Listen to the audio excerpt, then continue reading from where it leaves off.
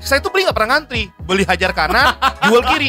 Waduh, Oh iya, nggak ada ngantri, Trik. the real Sultan nih. Dari Sultan, ya. Ya, tapi ujungnya habis sih.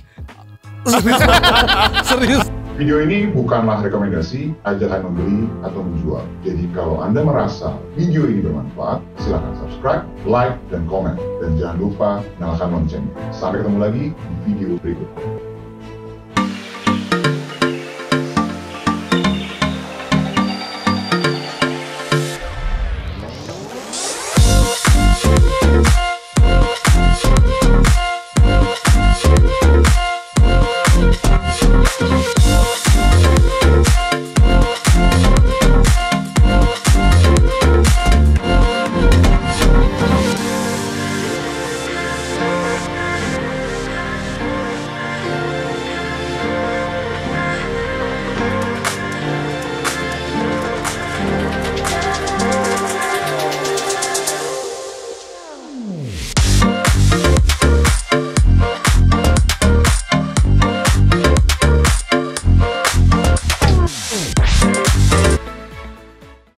Oke, Pak, kita mulai dari mana ini? Kita mulai Pak Tony dulu. dari pembukaan rekening. Oke, itu penting. Bener ya. Oke, ini kita ini sebenarnya sama semua. Yes. Sama semua, cuma harus kita filmkan supaya di flashback, ya kan, Ya, flashback. oke. Saya, Pak Fat, Steven, Hendrik pasti punya pengalaman yang sama. Kenapa kita buka rekening efek di pasar modal? Drik, Ya Pak. kamu sebagai yang masih baru. Kita balikin, Pak. Kita balikin. Gantian. Kenapa kamu buka rekening efek di pasar modal? Yes. Kan kok berani-beraninya? Kok berani-beraninya kamu ya, latar belakangnya penyiar, Yes. tidak punya latar belakang pasar modal, Keuangan, nggak oke. punya. Kuliah pun jurusannya berbeda, Yes. ya. Kamu buka Rekening. rekening. Kenapa? Kenapa? Karena pengen banyak uang. Karena pengen kaya.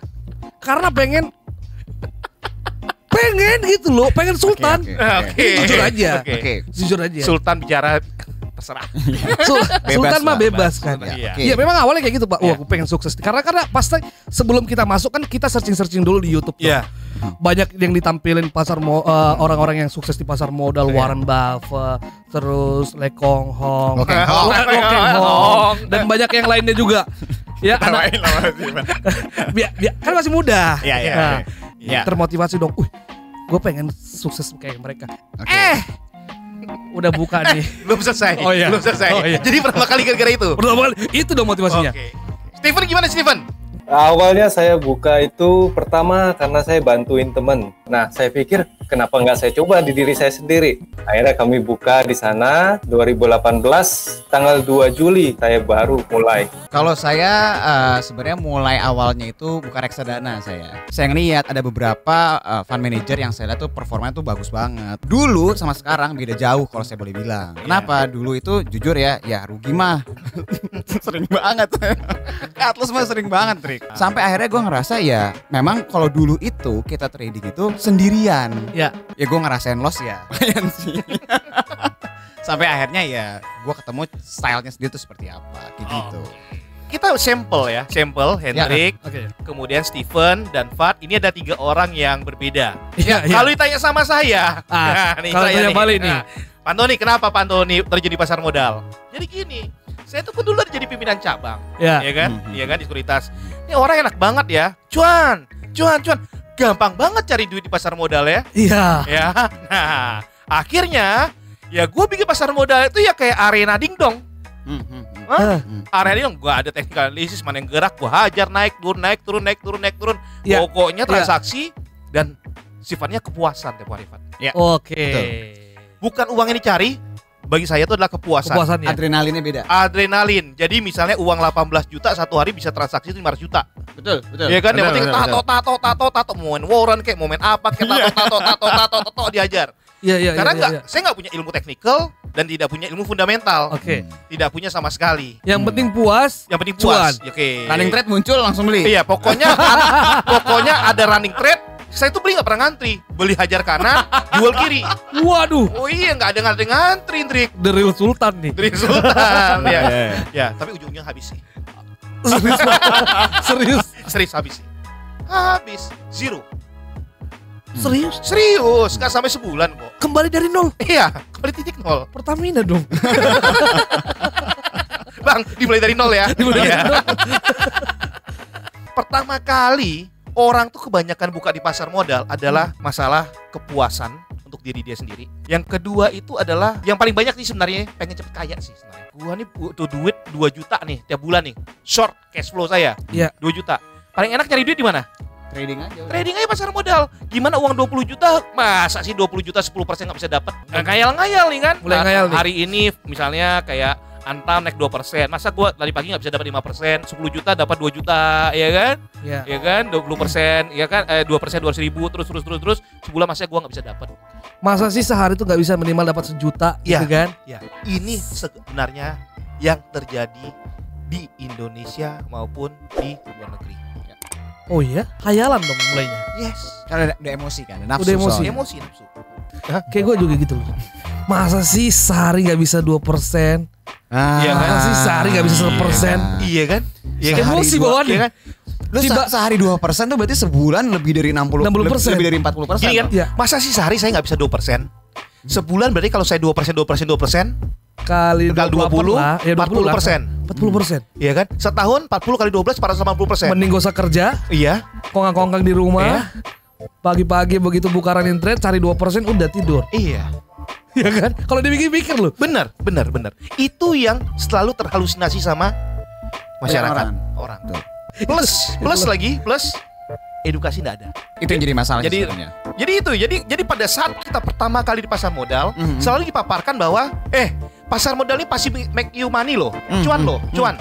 Lihat nih portofolio saya hijau. Lu bisa make money loh. Cuan loh. Iya. Itu yang selalu kasih lihat ke orang lain. Risikonya nggak kasih lihat tapi. Ya kan? Gak pernah ada yang bilang, gue pengen main saham, jangan main saham dulu, kamu harus belajar, main Yes. saham itu Yeah. rugi loh dan segala macam. Itu nggak ada yang seperti Iya, itu. kok gak pernah ya? Gue doang gitu, Ndrik. Bisnis paling kejam itu adalah pasar modal, Ndrik. Misalnya ya Hendrik kan, Ndrik, udah buka rekening ya? Oke, Ndrik, udah buka, suruh nyetir sendiri, mau beli, jual terserah. Tapi Iya. uangnya uang real loh. Uang real. Uang real. Investasi pasar modal uang 10 juta nih ya. 10 juta nih kamu nabung udah 2 tahun nih.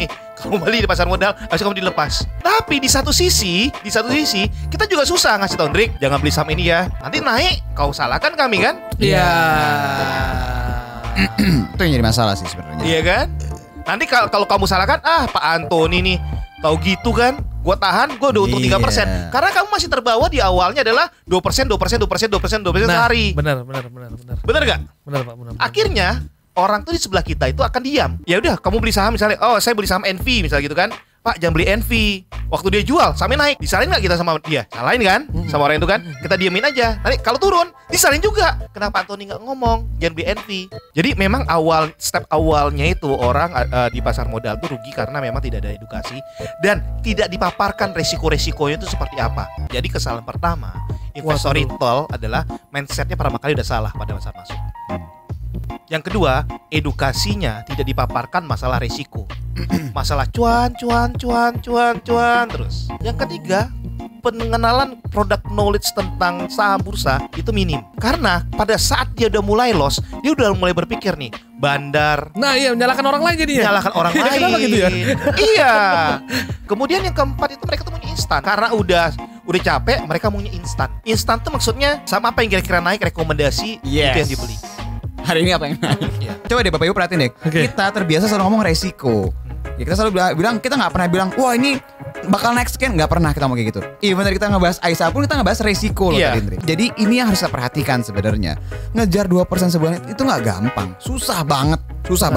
Jadi kalau saya lihat ya banyak orang tuh menjual saham itu dengan mimpi-mimpi awal. Saya nggak tahu motivasinya apa. Coba Bapak Ibu perhatiin deh, kita kalau ngomong cut loss ya cut loss gitu loh. Bukan, kita tuh gini loh, cut loss itu bukan sesuatu hal yang dosa, Aib, bukan aib sebenarnya. Iya. Gitu ya. Jadi sebenarnya balik lagi ke si orang itu lagi.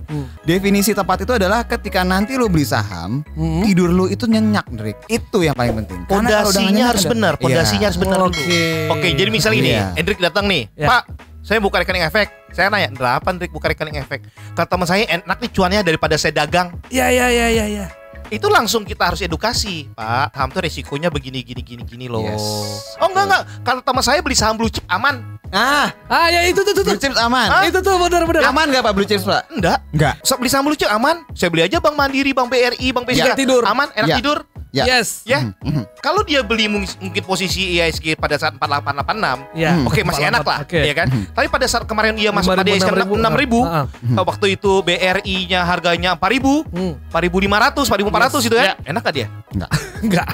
Dari Maret akhir lah. Iya. Maret akhir sampai Enak. ke Agustus kemarin masih enak lah, Trik. September ini mulai Kembali lagi. Kemarin saya kedatangan tamu ya di kantor, ya kan? Awalnya itu dia masukin 50 juta lah. Untung nih Drik 10%. Ya. Dia pikir ngayal-ngayal. Kalau 50 juta ini saya untung 5%, saya dapat berapa? 2,5 juta ya. Wah. Kalau gue masukin 5 miliar nih. mulai. Ya kan?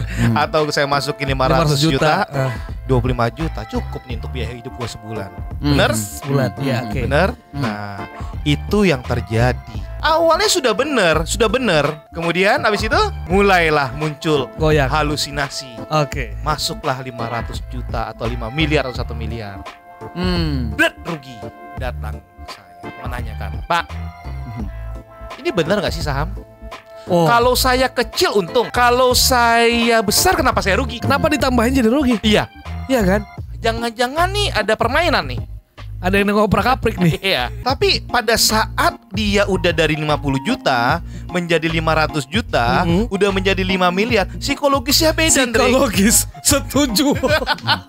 Ketika modalnya bertambah jadi beda. Sekarang Itu kuakui, oke itu ya. kuakui, Jadi itu kuakui. ini satu kesalahan lagi dalam Kuakui investor itu. adalah masalah psikologis. Benar. Misalnya begini, Drake, bagi kamu uang 5.000 rupiah tuh kalau rugi 5.000 rupiah kamu bisa cuek nggak? Senyum lah. Senyum ya? Apa sih? Apa sih? Apa sih? 5.000 rupiah ya Bener. kan? Oke. Bener. Nah, Hendrik mulailah pertama kali belajar di pasar modal 500.000 rupiah. Iya. Rugilah 5%. Iya, 5.000. Ketawa. Iya, bener. 5.000 dua. Itu bener banget tuh. Gampang ini mah pasar modal. Besok juga naik lagi, ya kan? Akhirnya besok kan kamu udah mau main dengan 5 juta. Iya. Sampai satu titik kamu main dengan 50 juta, 500 juta. Nah, pada saat kamu udah mulai main 500 juta, 5% itu kan 25 juta. Bener. Wah, pada Down. saat misalnya kau beli tadi misalnya Aisyah 228 yang tadinya ya, Kenapa sekarang ke 214, kau rugi misalnya 10%, Drik. Iya kan? 50 juta. Emosi loh, Drik. Tapi pada saat kamu beli Aisyah 228 Ya. cuma 100.000 rupiah, Iya. turun sampai 212, kamu rugi 10%, cuma rugi 10.000. 10.000. Kamu senyum aja. Senyum aja. Hah, 10.000. Hah, cuekin aja. Yes. Nah, terganggu psikologisnya. Itu kenyataan, itu benar. Psikologisnya beda. Psikologis yang berbeda. Pada saat kamu lihat misalnya kamu beli saham ABC Iya. di harga 100, ya kan? Turun nih menjadi 90, kan kamu rugi 10% Iya. kan? 5 miliar rugi 500 juta nih 10%, ya kan? Pada saat udah rugi 500 juta, itu ada dua pikiran yang terjadi. Pasti ada dua pikiran yang terjadi. Yang pertama, kalau saya cut loss, dari mana saya bisa dapat 500 juta lagi? Wow, iya. Saya tahan aja deh. Gimana gantiin 500 juta ini? Iya, sedangkan gaji gua nih, tabungan gua nih 5 miliar nih, kalau gua kerja nih 20 tahun nih, 500 juta setahun belum tentu gua bisa dapat balikin. Yang kedua adalah pemikirannya adalah gini. Kalau gua gak cut loss, ini kalau turun terus uang gua bisa habis. Jadi persimpangan jalan. Oleh karena itu kalau kita di pasar modal, masukkanlah 10% daripada liquid aset Bapak Ibu. Jadi kalau lu punya tabungan itu 10 juta, Yes. lu beli saham tuh 1 juta aja di pasar modal, jangan 10 juta. Saya dapat investor gede, misalnya kita masuk panen saham gitu ya, komunitas kita, panen saham. Pak, saya pemain 5 miliar. I'm not happy, Hendrik. Oh ya? Saya nggak happy. Mungkin surat lain bisa happy. Tapi kita tuh belum tentu happy. Kenapa? Jangan-jangan 5 miliarnya uangnya semuanya. Full. Full. Karena kalau dia rugi, ya pusing kita. Iya, benar. Iya kan? Tiap hari datang. Pak, ini ya kan? gimana? Pak, ini gimana? Pak? 500 juta nih. Iya kan? Saya nyuruh cut loss pun Nggak tega. nggak tega. Nggak gitu enak. kan. Gak disuruh cut loss jadi 10%. Iya. Sama yang jadi masalah lagi adalah dia pakai leverage lagi Pak. Leverage lagi, Iya, margin jadi lagi. Modal sekian tapi ada pinjaman lagi. Itu yang psikologis tuh akan berkali-kali lipat. Dan lebih bahaya lagi adalah yang dia beli, dia nggak tahu apa yang dia beli. Itu yang paling bahaya sebenarnya. Makanya kenapa tuh kita selalu bawel, trading plan-nya ada apa enggak. Terus narasinya ada apa enggak, beritanya apa, fundamentalnya apa. Supaya ya apapun yang terjadi ya sudah. Kan kita udah tahu ceritanya kayak gimana. Kalau pengen Rencananya tahu, gimana. kalau pengen tahu berarti harus belajar juga dong. Lah, iya belajar. Nah kan selama ini kita kalau jawaban kayak gitu Andre, oh ini fundamentalnya gini Pak, harusnya begini, narasinya gini, teknikalnya seperti ini gitu. Supaya Bapak Ibu tuh setiap mau beli sesuatu itu benar-benar diukur dulu. Kenapa setiap saya beli saham itu turun? Setiap saya jual saham itu naik? Yes. Jangan dulu kemana-mana. Habis ini kita tunggu Sobat Investor ya. Stasiun 2 di Radio Panen Saham. Banyak yang bilang bandar-bandarmologi segala macam itu. Ya tunjukkanlah bandarnya. Kalau berani muncul, mana bandarnya? Muncullah. Gak pernah muncul. Aku tantang, muncullah. Gak ada ya. Iya, siap-siap penjara 10 tahun.